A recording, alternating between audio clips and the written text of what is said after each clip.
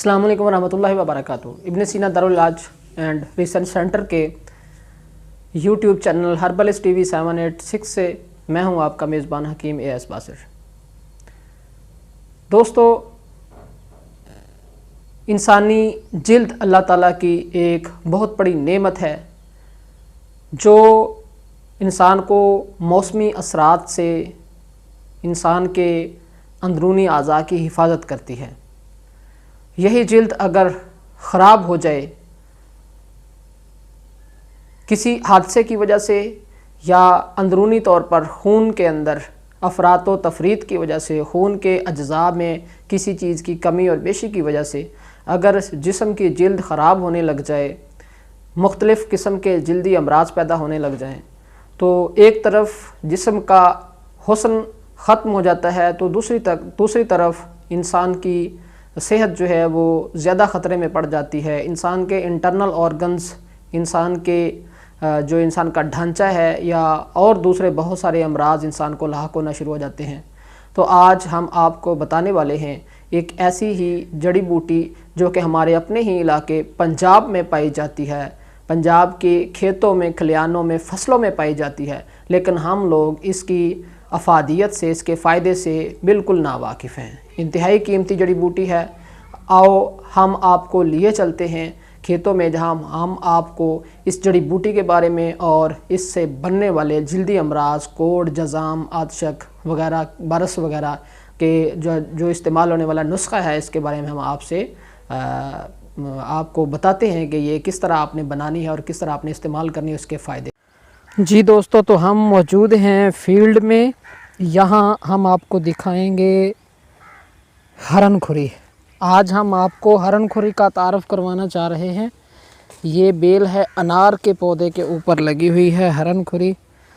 یہ آپ کے سامنے اس کا میں نے ایک شاخ توڑی ہے ہرن کھری۔ ہرن کھری کو پنجابی میں لیلی بوٹی، پنجابی ٹھوس میں بتاؤں تو لیلی، اور سندھی میں لیلا بوٹی کہتے ہیں۔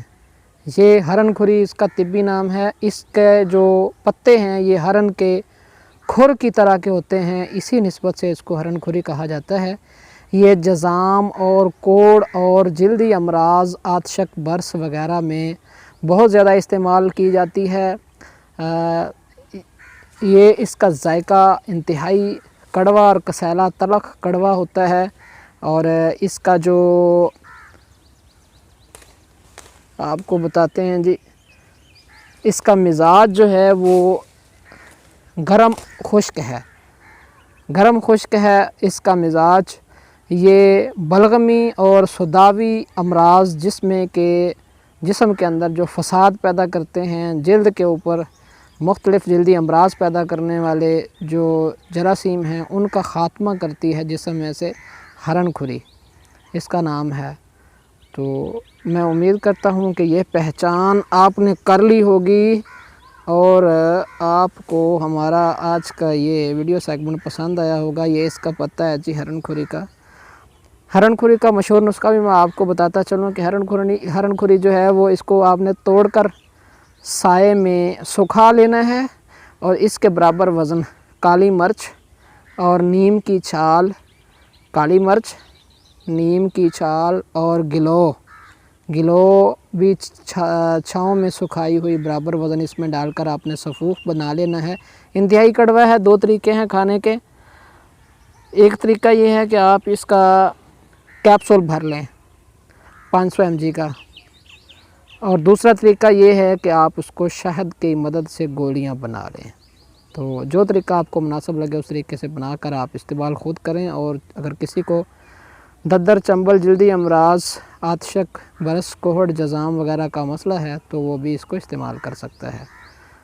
اجازت چاہتے ہیں جی ایک مرتبہ پھر آپ کی خدمت میں حاضر ہوں گے کسی اور بوٹی کے تعارف لے کر۔ السلام علیکم ورحمۃ اللہ وبرکاتہ۔